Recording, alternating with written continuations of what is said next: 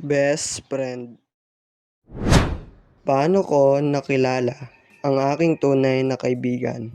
Panoodin nyo hanggang dulo para inyong makita. Nagsimula ang lahat noong high school. Dahil nga ako ay anonymous o introvert, wala akong masyadong naging kaibigan nung umpisa ng pasukan. Pero may naiiba sa kanila.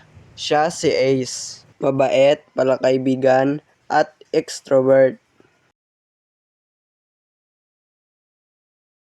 Hello, ayos ka lang ba?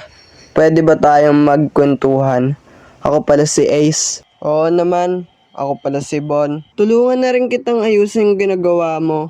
Sige ba? 1 hour later. Hoy Bon, saglit.